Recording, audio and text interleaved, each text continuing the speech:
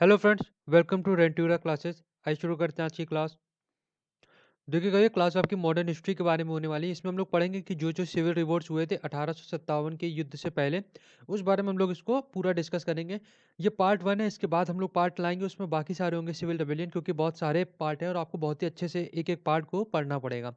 तो आइए शुरू करते हैं। सबसे पहला सिविल रिबेलियंस। देखिए, बेसिकली 1857 का जो हम लोग ज़्यादातर सुनते हैं, मेन रिवोल्ट हुआ था और इसी को हम लोग कहते हैं first independence war, first try for independency. ठीक, फर्स्ट ट्राई फॉर इंडिपेंडेंसी। लेकिन एक्चुअली 1857 हमारा पहला नहीं था। इससे पहले भी कई सारे रेबेलियन हो चुके थे, जिसको अलग अलग नाम दिए गए थे, चाहे वो पीजेंट हो, चाहे वो म्यूटनी हो, वो चाहे वो सिविल रेबेलियन हो, या चाहे वो आर्मी का हो। तो इसी को चार पार्टों में बांटा गया है। उसको समझते हैं। जो रिवोल्ट हुए थे बिफोर 1857, वो बेसिकली फोर फॉर्म्स में डिवाइड हो चुके हैं। उसमें से पहला है हमारा सिविल रेबेलियंस। ये कि ये लोग जो होते थे, ये बेसिकली आप ये कह सकते हैं कि जैसे जमींदार होते थे जिनको निकाल दिया जाता था उनके ज़मीनी हक से, या ये कह सकते हैं कि जो अपर मिडिल क्लास लोग होते थे, उस तरह के जो भी रिवोल्ट होते थे वो सब सिविल रेबेलियन में आते हैं। दूसरा आता है हमारा ट्राइबल अपराइजिंग। ये ट्राइबल पीपल्स के द्वारा की जाती थी, जो जंगल में यहाँ पर रह के मतलब अपना एक तरह से गुजर बसर करते थे। उनका जो युद्ध होता था उसको ट्राइबल अपराइजिंग कहा गया है। तीसरा पीजेंट, जो कि गरीब लोगों के द्वारा या जो छोटे लोग होते थे जो किसानी कर करके खेती कर करके करते थे, उनका नाम है पीजेंट। चौथा आता है सेपॉय म्यूटिनी। ये सैनिक होते थे ब्रिटिश आर्मी में। ठीक, तो इनके द्वारा जो बाद में एक म्यूटिनी की गई थी उसको सेपॉय म्यूटिनी नाम दिया गया। तो बेसिकली इस वीडियो में हम लोग कवर करने वाले हैं कि आखिर में सिविल रिबेलियन क्या था। The word civil encompasses everything which is not related to defense military। तो सिविल मतलब होता है जनरली कि जो भी डिफेंस और मिलिट्री से रिलेटेड ना हो। मतलब जैसे कि यदि हम सपोज आर्मी में, तो जो भी रिवोल्ट होगा वो आर्मी का होगा, या जो डिफेंस मतलब जो पुलिस विभाग है उसका अलग होगा। सिविल बेसिकली जो कि कोई गवर्नमेंट पावर होल्डिंग ना हो, एक नॉर्मल पीपल द्वारा की जाता है रिवोल्ट, उसको सिविल रिवोल्ट कहते हैं। So uprising which was generally lead by deposed. अब इसमें जो कौन कौन थे उस समय के लोग, वो थे हमारे नेटिव रूलर्स और देयर डिसेंडेंट, मतलब जो नेटिव रूलर, उसके बाद जो उनके वंशज आते गए। फॉर्मल जमींदार, जिनकी बाद में जमींदारी छीन ली गई। लैंड लॉर्ड, पॉलीगर्स, ये साउथ इंडिया में पाए जाते हैं, एक बेसिकली कास्ट होती है। ठीक, और some time by religious leaders. तो अलग अलग तरीके के लोग थे जो कि सिविल रिवोल्ट किए थे और इसी के अंतर्गत आते हैं। The mass support generally came from rack-rented peasants, unemployed artisans and demobilized soldiers। तो अब देखिए, जैसे डीमोबिलाइज सोल्जर है तो उसको ये मत समझिएगा कि डिफेंस के अंदर आ गए। डीमोबिलाइज सोल्जर्स की मतलब अब ये लोग सोल्जर की तरह काम नहीं करेंगे। तो बेसिकली जो मास सपोर्ट इसमें आया, तो उसमें सपोर्ट ज़्यादातर किसने किया था? रैक रेंटेड, जो कि ज़मीन रेंट पे लेके, या जो एक तरह से डेली वेजेस पे काम करते हैं, वो वाले पीजेंट हो गए हमारे। अनएम्प्लॉयमेंट आर्टिशन, आर्टिशन जो उस समय बहुत आर्ट बनाते थे, जैसे पॉटरी हो गई या ड्राइंग हो गई, या जो एक तरह से लोगों का फेस बनाते थे, तो वो हो गए। तीसरा डीमोबिलाइज्ड सोल्जर। और तो the centre of these uprising for east world power building classes. हालांकि जो इनकी मेन पावर होती थी, मतलब जिसके ये लोग डायरेक्ट नहीं करते थे, ये लोग किसी ना किसी के सपोर्ट में आते थे, और वो जिसके सपोर्ट में आते थे वो बेसिकली मेजर पावर होल्डर होता था। ठीक, तो पावर होल्डर मतलब अपर मिडिल क्लास या लैंड या जमींदार, इस तरीके के लोग। तो देखिए, अलग अलग तरीके के सिविल रोल आते गए थे। इनको अलग अलग अभी हम लोग पूरा डिटेल में पढ़ेंगे, लेकिन बेसिकली इनकी कैरेक्टरिस्टिक क्या थी उसको समझिएगा। इनकी कॉज क्या होती थी मेन?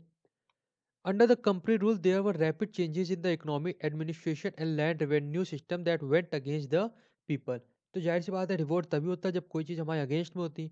तो उसी तरह कंपनी के रूल आने के बाद जो बहुत सारी ये लोग पॉलिसी लाए थे, जिसने कहीं ना कहीं, जैसे इकोनॉमी हो गया, एडमिनिस्ट्रेशन हो गया, लैंड रेवेन्यू हो गया, तो इस तरीके की पॉलिसी को कहीं ना कहीं इनके खिलाफ एक तरह से यूज़ किया गया था, जिसकी वजह से इन सब रिवोल्टों का जन्म हुआ था।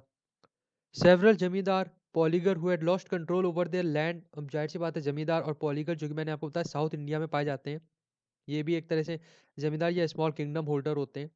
तो ये अपनी कंट्रोल खो चुके थे अपनी लैंड से, जिसकी वजह से इन्होंने रिवोल्ट किया।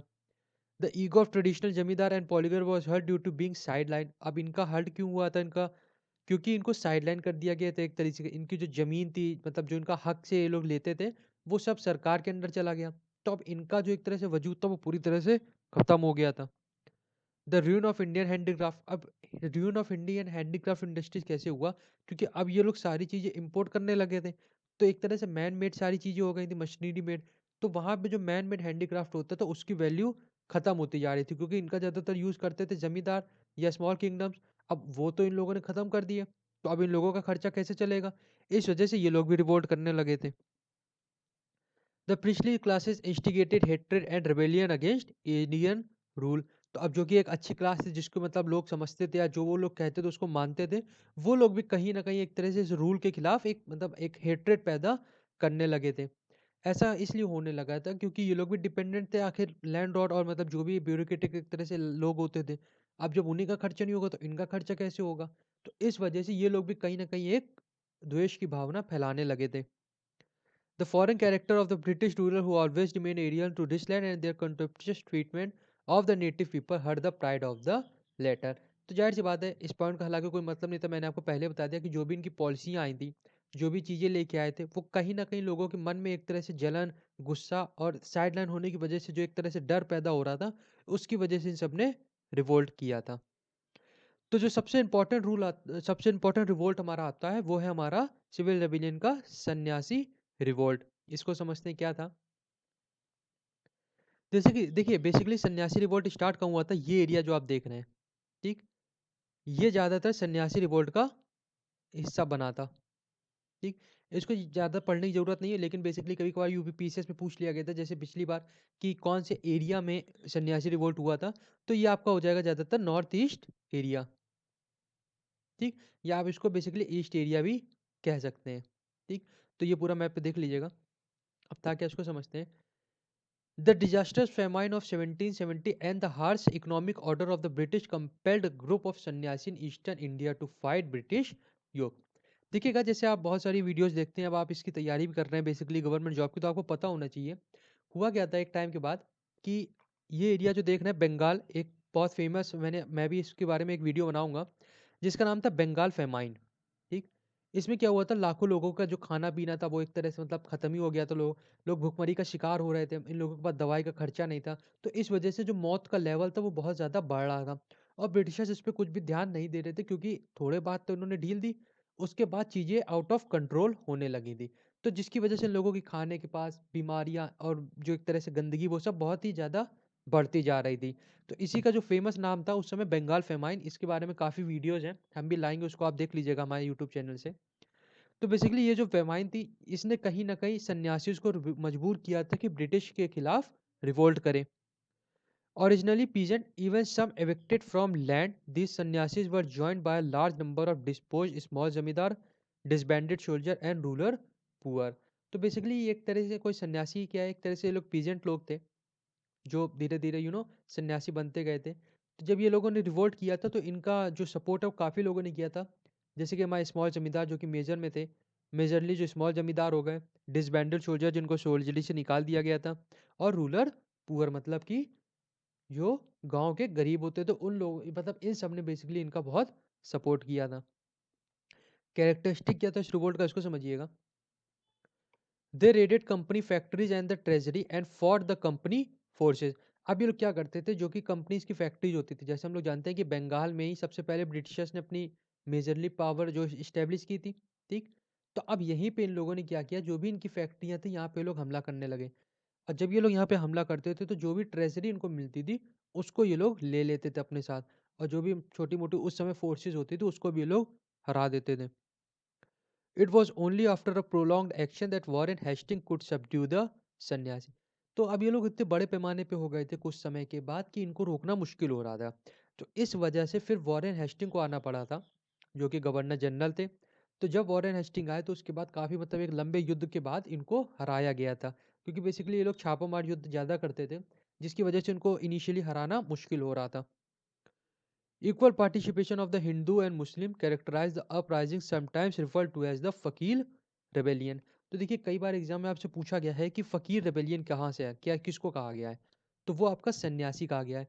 सन्यासी इसलिए कहा गया है क्योंकि जो फकीर वर्ड है वो ज़्यादातर हम लोग मुसलमानी वर्ड में यूज़ करते हैं, मतलब एक अरेबिक वर्ड है। तो इसका इस मतलब था क्योंकि इस युद्ध में चाहे हिंदू चाहे मुस्लिम उन लोगों ने बराबर ही साथ दिया, तो जिस वजह से इसका नाम फकीर रेबेलियन भी कहा जाता है। इंपॉर्टेंट योद्धा कौन थे उनको समझिएगा। मजरूम शाह, चिराग अली, मूसा शाह, भवानी पाठक एंड देवी चौधरानी।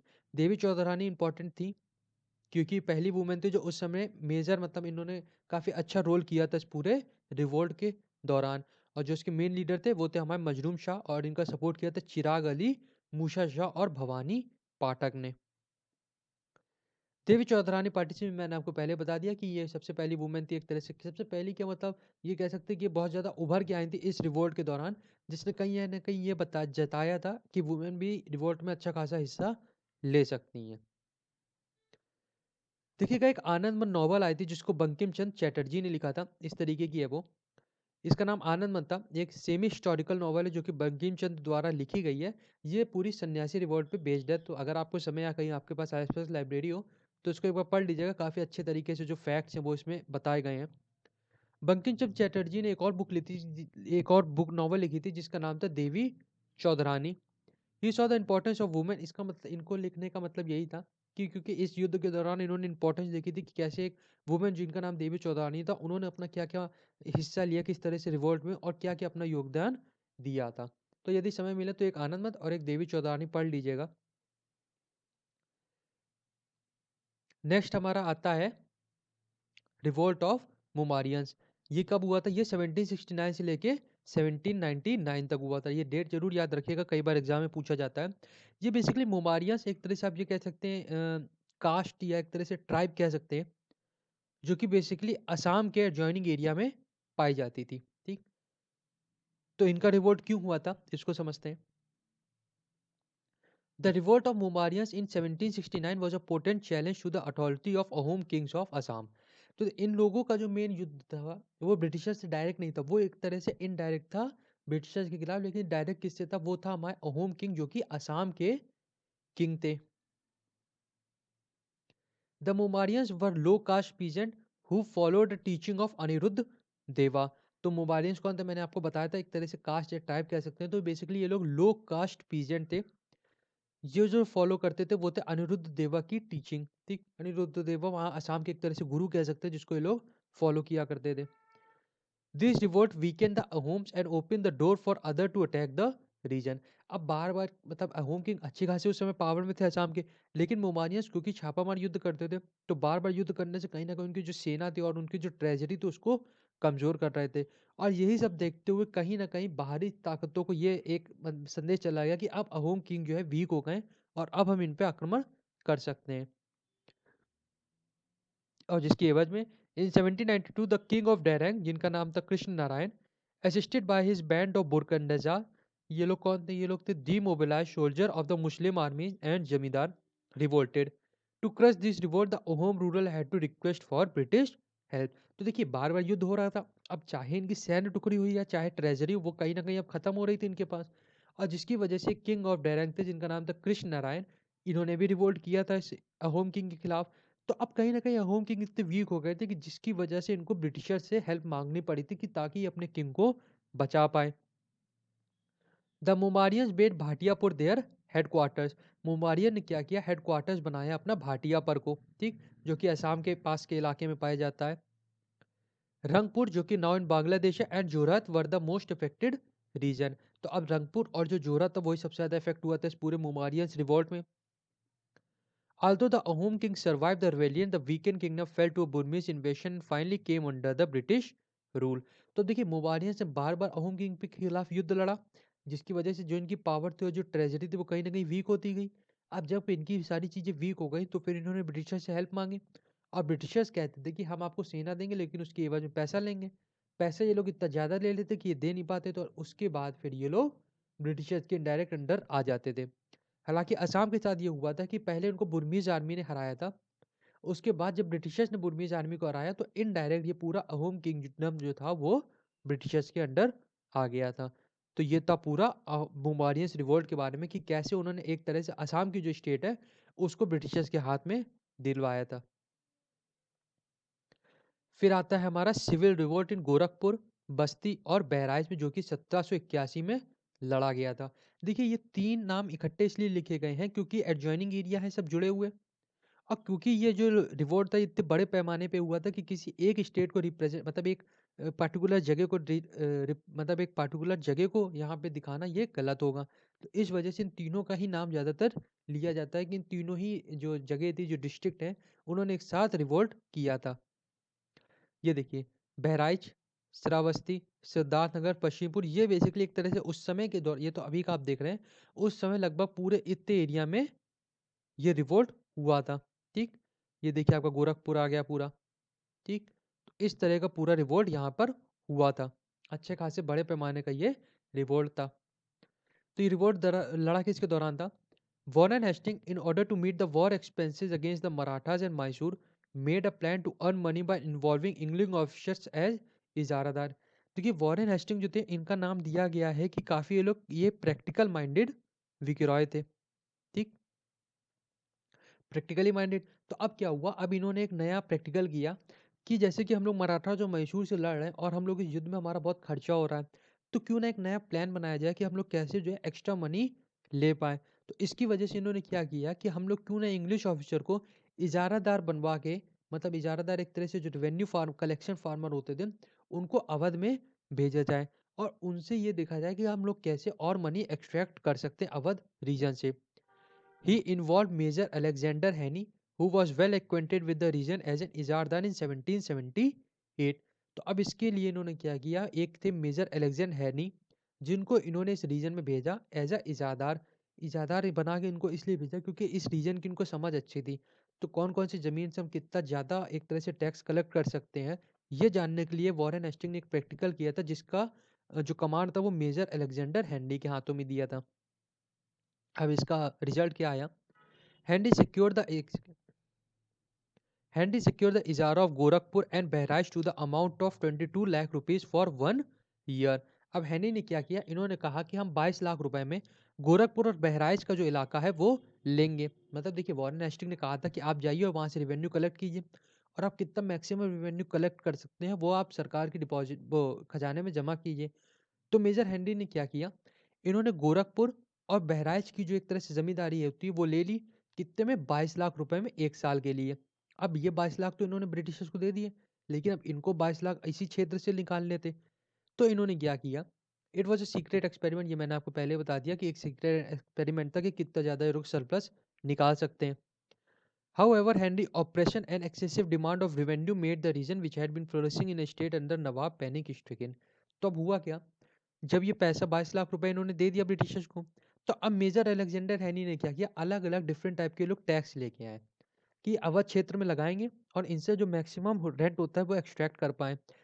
तो हुआ क्या, जब इन्होंने ये टैक्स लगा दिया, टैक्स वसूलने भी लगे, कुछ दौरान तक तो ठीक था। उसके बाद क्या हुआ, जो कि एक क्षेत्र जो कि नवाब के अंडर में आता था, बिकॉज नवाब ऑफ अवध के अंडर में पूरा क्षेत्र आता था हमारा, जो एक समय में ग्रोइंग क्षेत्र था, अब वो क्या हुआ, वो एक तरह से पैनिक स्ट्रिगन हो गया था, क्योंकि एक्सेसिव डिमांड की वजह से सभी लोगों के पास जो है वो खर्चा करने के लिए पैसे बच नहीं रहे थे। The Zamindar and cultivator rose against the unbearable exaction in 1781, and within the weeks of initial uprising, all of Henry's subordinates were either killed or besieged by the zamindari gorilla forces. तो अब हुआ क्या, 1781 में इन लोगों ने भी एक revolt किया। इस रिवोल्ट में क्या किया, जितने भी मेजर अलेक्जेंडर हैंडी के लोग थे उसको ये लोग मार डालते थे या बंदी बना लेते थे, और जो भी उनके पास खजाना होता था उसको ये लोग लूटने लगे थे। तो कहीं न कहीं मेजर अलेक्जेंडर जो हैंडी थी, उनकी जो पावर थी वो वहाँ से खत्म होने लगी थी। जो उनके सैनिक थे उनको ये लोग मार डालने लगे थे। Although the Lebanese was suppressed, but Henry was dismissed and his Azara forcefully revoked। तो अब क्या हुआ, जब ये इन्होंने देखा कि ये जो एक्सपेरिमेंट है वॉरेन हेस्टिंग का ये बेकार हो रहा है, तब इन्होंने जो रेबेलियन हुआ था उसके लिए फौज भेजी, उसको पहले क्रस्ट किया, उसके बाद जो हेनरी था उसको इस पोस्ट से डिसमिस किया, और उसकी जो इजारा थी वो फोर्सिबली रिमूव किया। और ये जो इजारादार का सिस्टम लेके आ रहे थे वॉरेन हेस्टिंग, इसको पूरी तरह से बंद कर दिया due to the unsuccessful launching. ठीक, तो ये था पूरा आपका जो रिवोल्ट हुआ था गोरखपुर में, गोरखपुर बहराइच में। ठीक, अब आते हैं राजा और विजयनगरम के बारे में। इनका युद्ध कहाँ हुआ, इनका रिवोल्ट कब हुआ था? ये हुआ था 1794 में। था क्या, इसको समझिएगा। ये देखिए साउथ में जब आप देखेंगे तो ये हिस्से में आपका, साउथ ईस्ट में जब आप देखेंगे तो ये हिस्से में आपका विजयनगरम करके एक किंगडम पड़ता है, जिसके आज भी कुछ ना कुछ रूइंस आपको मिलेंगे। ठीक ठाक किंगडम है ये भी। कुछ खास नहीं, लेकिन अच्छे खासे मतलब इसकी जो बाउंड्री है, जो कुछ कुछ बिल्डिंग जो अभी भी इसमें आपको मिली दिखाई देगी।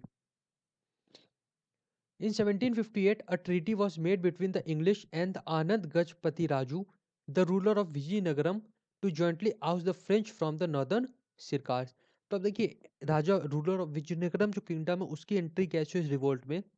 एक ट्रीटी साइन हुई थी इंग्लिश और आनंद गजपति राजू के बीच, जो कि उस समय रूलर थे इस किंगडम के। इन ट्वीटी में ये हुआ था कि दोनों मिल के फ्रेंच को यहाँ से निकालेंगे नॉर्थ ऑफ सिरकार से, और फिर जो नॉर्थ ऑफ सिरकार है वो पूरा रीजन किसके अंडर में आ जाएगा, वो आ जाएगा विजयनगरम के अंडर में, जहाँ पे ब्रिटिशर जो है वो अपना ट्रेड कर सकते थे। In this mission, they were successful, but the English, as was usual in their case, went back on their word to honor the terms of the treaty. तो अब ये युद्ध लड़ा गया, फ्रेंच को यहाँ से निकाल दिया गया।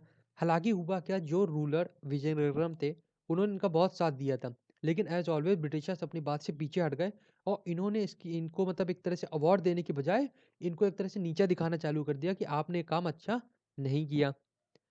आनंद राजू के बाद पता चल गया कि अब ब्रिटिशर्स का मतलब जो उनके एक कार्यशैली है वो कैसी है, लेकिन ये कुछ भी एक्शन लेते उसके पहले ही ये इनकी मृत्यु हो गई थी। अब क्या हुआ, अब इंग्लिश एक तरह से फ्री होल्ड पूरी जमीन की मालिक बन गई थी, क्योंकि अब जो इनके मेन इरादे थे वो आनंद को तो पता चल गए थे, लेकिन जो इनके आने वाली जनरेशन थी, मतलब जिनके बाद के राजा होते, उनको कुछ इस बारे में मालूम नहीं था। The East India Company went on to demand a tribute of 3 lakh rupees from Vijay Rangmagru Maragu, the Raja of Vijayanagaram, and asked him to disband his troops. तो अब ईस्ट इंडिया ने क्या किया, इन्होंने कहा इनके खत्म होने के बाद जो बाद में योद्धा आए जिनका नाम था विजया रमगरू, इनसे इन्होंने कहा कि अब आप हमें 3 लाख रुपए की पैसे दीजिए, क्योंकि इस सेना में हमने आपको पैसे दिए थे। तो अब इस जो युद्ध के बाद जो ट्रीटी में साइन हुआ था कि अब आपको हमें 3 लाख रुपए देने हैं, और जो भी आपके ट्रूप्स हैं उनको डिसबैंड करना है, मतलब कि उनको पावर से हटाना है।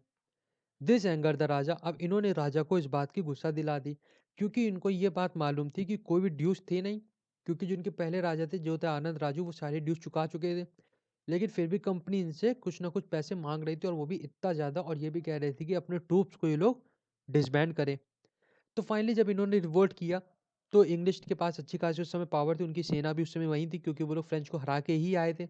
इसकी वजह से English capture raja in 1793 and order him to go exile with a pension. The raja refuse. अब जब इस पूरे किंगडम को इन्होंने कैप्चर कर लिया, फिर इंग्लिश ने कहा कि अब 1793 में जब पूरा किंगडम इन्होंने कैप्चर कर लिया ब्रिटिशर्स ने, फिर इन्होंने कहा कि अब आप यहाँ पावर से हट जाइए, जिसका राजा ने विरोध किया और कहा कि अब हम युद्ध लड़ेंगे और पावर से हम ऐसे नहीं हटेंगे। The raja died in a battle at Padam in modern Visakhapatnam district in Andhra Pradesh in 1794। इस वजह से युद्ध लड़ा गया था बैटल पद्मनाभम में, जिसका जो रिजल्ट था, जिसका 1794 में ये पूरा युद्ध लड़ा गया था पद्मनाभम में, और इसका रिजल्ट ये हुआ था कि इस युद्ध में राजा की डेथ हो गई थी। तो अब जब राजा की डेथ हो गई, पूरी सेना इनकी हार गई, तो ये भी पूरा एरिया चला गया था ब्रिटिशर्स के अंडर में। Finally Vizianagaram came under the company's rule. Later the company offer the state to the deceased raja son. तो कुछ समय रूल करने के बाद जब इन्होंने ये देखा कि इसको डायरेक्टली रूल करना मुश्किल हो रहा है due to the guerrilla warfare, फिर इन्होंने इन्हीं राजा के जो बेटे थे उनको ये पूरी ही जो एक पूरा ही जो किंगडम था वो सौंप दिया। तो और ये कहा था कि अब आप एक तरह से रूल करेंगे और इनडायरेक्टली हम आपके ऊपर रूल करेंगे। तो ये था पूरा विजयनगरम के बारे में। ठीक, कहाँ से हुआ था, क्या हुआ था, कौन इसके राजा थे, किसके बाद में, और कैसे कैसे ब्रिटिशर्स के अंडर में आए, ये पूरी इसमें डिटेल बताई गई थी।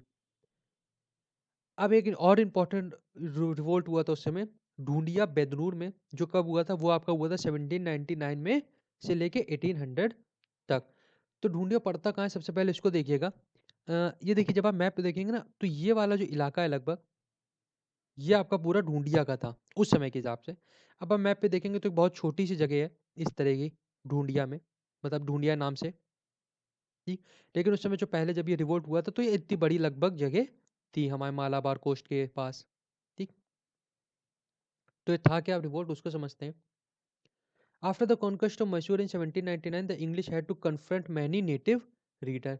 जब मैसूर कॉन्क्वेस्ट कर लिया, तो एक तरह से साउथ इन्होंने पूरा कैप्चर कर लिया था।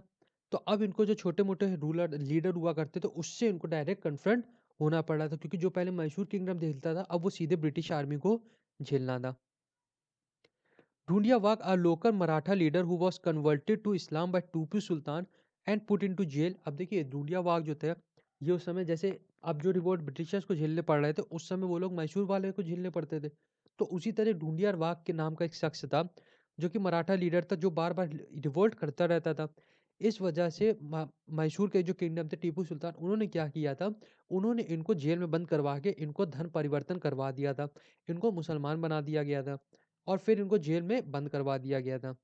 लेकिन हुआ क्या, जब ये मैसूर युद्ध ब्रिटिशर जीत गए तो जितने भी लगभग बंदी थे उन सबको छोड़ दिया गया था। तो उसी में से एक थे ढूंढिया वाघ, इनको भी छोड़ दिया गया था। इस तरीके की शक्ल थी इनकी। Very soon Dhundhiya organised a force which consisted of anti British element.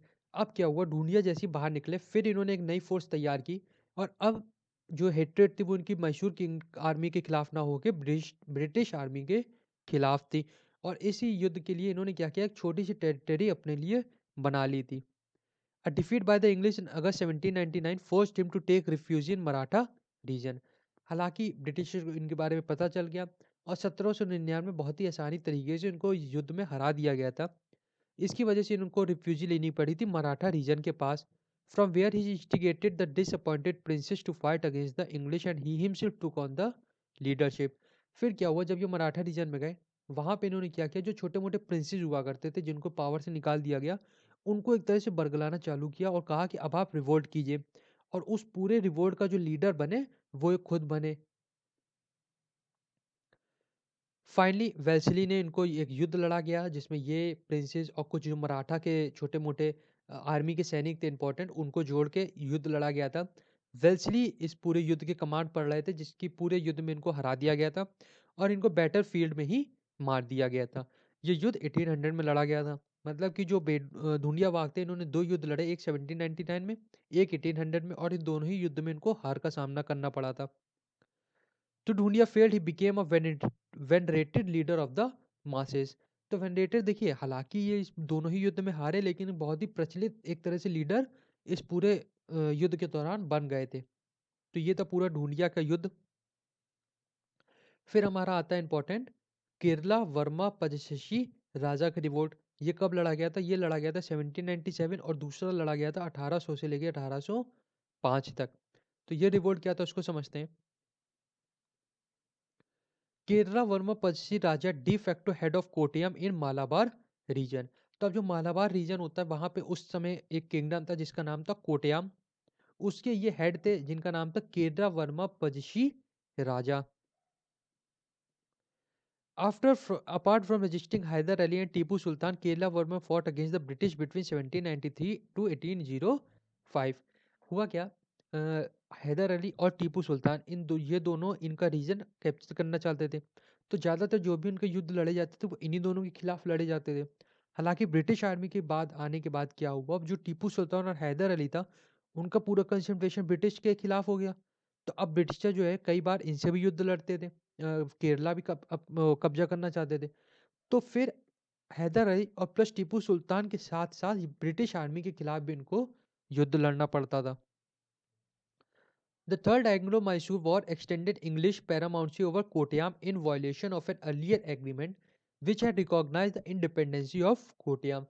तब हुआ क्या, जो थर्ड एंग्लो मैसूर वॉर के बाद जब मैसूर के किंगडम जो थे वो पूरी तरह से हार गए थे, तब ब्रिटिश आर्मी जो अपनी पावर है वो कोटियाम एक क्षेत्र है वहां पर भी एक्सटेंड कर ली थी।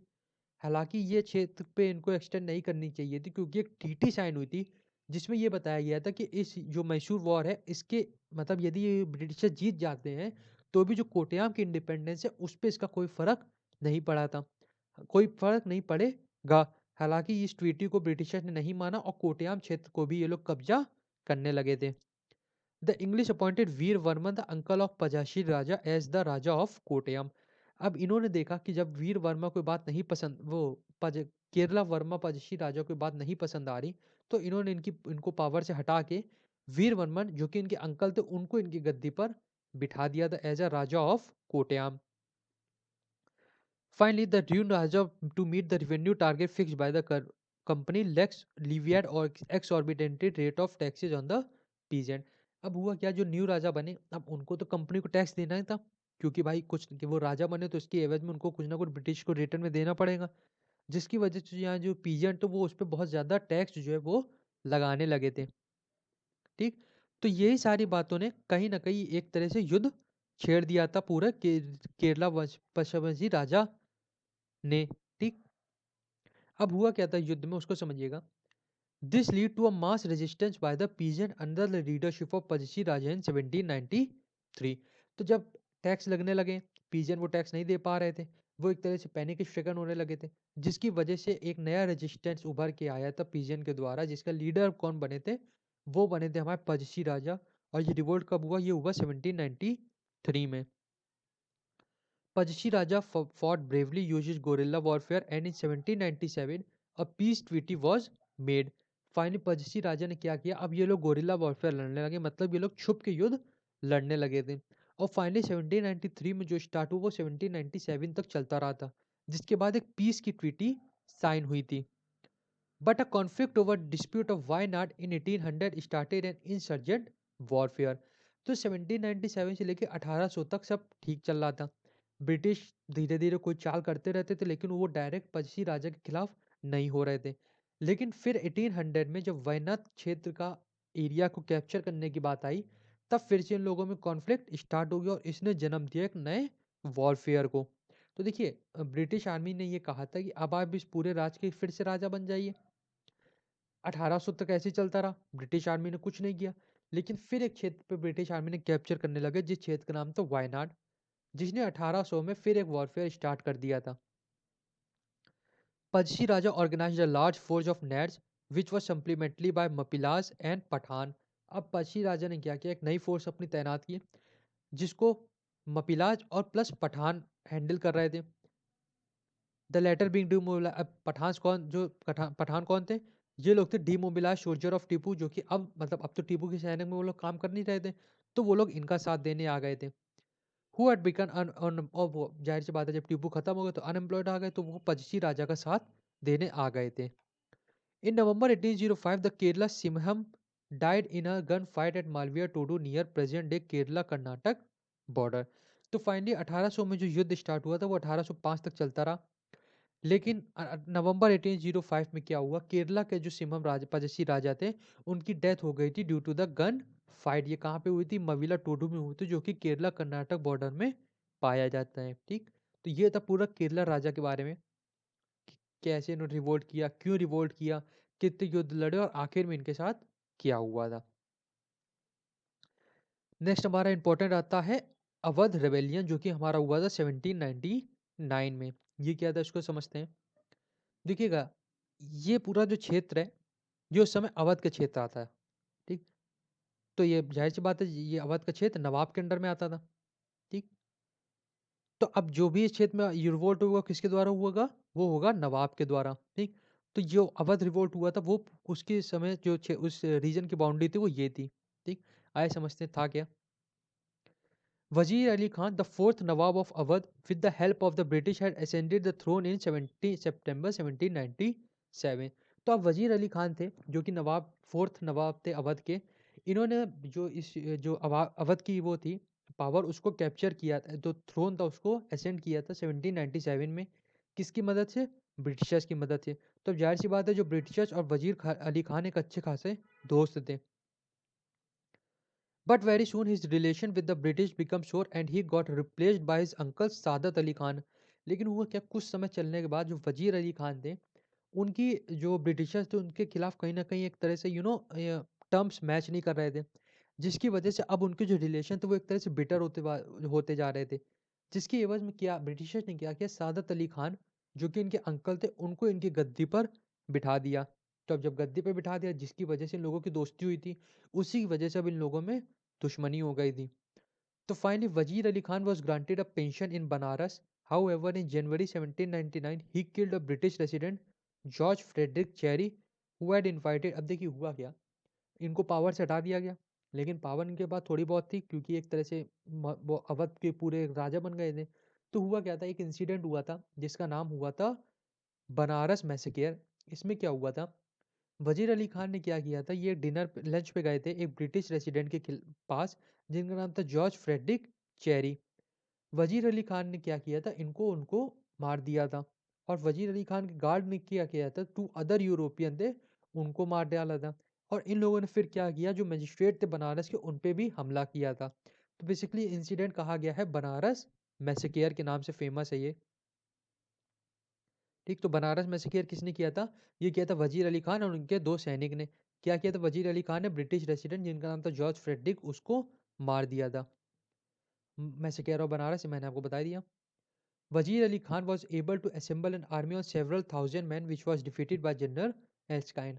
अब वजीर अली क्या नहीं किया, इन्होंने क्या किया, एक आर्मी इकट्ठा की जिसमें काफ़ी मतलब हजारों की संख्या में सैनिक थे। लेकिन अल्टीमेटली, और इन्होंने ब्रिटिशर के खिलाफ युद्ध लड़ा, लेकिन अल्टीमेटली इनको जनरल एस्काइन थे उसके द्वारा डिफीट मिल गई थी। वजीर अली फ्लेड टू बुलवार। अब वजीर अली बुलवार का जो एक क्षेत्र था वहां पर भाग गए। वहीं पर इनको असाइलम दी गई थी जयपुर के राजा के द्वारा। हालांकि जयपुर के राजा भी ब्रिटिशर्स के अंडर आ चुके थे क्योंकि इन्होंने ट्वीटी साइन कर ली थी ब्रिटिशर्स के खिलाफ। तो अब उस ट्वीटी के दौरान क्या हुआ, ब्रिटिशर्स ने इनसे ये कहा था कि अब वजीर अली खान को आप हमें दे दें। लेकिन क्योंकि एक ये क्षत्रिय राजा थे और इन्होंने वचन दे दिया था कि हम वजीर अली आपको पूरी शरण देंगे, तो अब इन्होंने ब्रिटिशर्स के खिलाफ एक नई बात संधि रखी कि हम वजीर अली को आपके पास दे देंगे, लेकिन उसकी एवज में हम भी आपसे कुछ चाहते हैं। तो इनकी डिमांड क्या थी? इनकी ये डिमांड थी कि जो ऑथर वेस्ली थे उन्होंने राजा जयपुर से रिक्वेस्ट किया था, लेकिन इन्होंने इस बात पे इनको छोड़ा कि आप कोई भी ऐसी चीज़ नहीं करेंगे, ना ही इनको फांसी की सज़ा देंगे और ना ही इनको कुछ करेंगे, मतलब एक्स्ट्रा टॉर्चर जो ये लोग करते थे, जिसको ऑर्थर वेस्ली ने एक्सेप्ट कर लिया था। और इसकी वजह से राजा जयपुर थे उन्होंने वजीर अली खान को इनको सौंप दिया था। After surrender in December 1799 he was placed in confinement at Fort William and Calcutta. जब वजीर अली खान को ब्रिटिशर्स को सौंप दिया गया, तो मतलब सरेंडर हो गए ब्रिटिशर्स के सामने, फिर ब्रिटिश आर्मी ने इनको क्या किया, फोर्ट विलियम में एक तरह से बंदी की तरह बनाकर रखा, जिनको खाना पीना सब कुछ देते थे, लेकिन उच्च जो पार्टिकुलर इनका एरिया था या जो पार्टिकुलर रूम था उससे बाहर निकलने की इनको इजाज़त नहीं दी गई थी। तो ये था पूरा अवध के बारे में, कैसे अवध रेबेलियन हुआ, कौन वजीर अली खान थे, कौन हमारे सादत अली खान थे, इसके बाद वजीर अली खान का क्या हुआ था, ब्रिटिशर्स के अंदर ये लोग कैसे पहुंच गए। तो ये था पूरा अवध के बारे में। देखिए, उम्मीद करता हूँ आपको क्लास पसंद आई होगी। ये अभी फर्स्ट पार्ट हम लोग लेके आए, ठीक। अब इसके बारे में, क्योंकि ये बहुत ज़्यादा सिविल रेबेलियन है और कई बार एग्जाम में आपसे इन्हीं से क्वेश्चन पूछे जाते हैं, तो अब जो बाकी जो सिविल रेबेलियंस बचे वो हम लोग आपको नेक्स्ट वीडियो में अपनी लाएंगे। तब तक के लिए जुड़े रहिएगा, और वीडियो पसंद आए तो प्लीज़ लाइक सब्सक्राइब शेयर जरूर कीजिए। Thank you.